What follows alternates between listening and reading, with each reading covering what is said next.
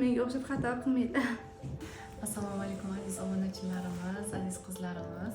Esingizda bo'lsa, bular qizimiz bizga kelgan edilar. Turmushlari birlamchi bepushtlik, turmushlariga 6 yil bo'lgan, homilador bo'lmagandilar. Ekoprotokolga olganimizda homilador bo'ldilar, dvoyne edi. Mana hozir o'zlari aytib beradilar. Assalomu alaykum aziz obunachilar.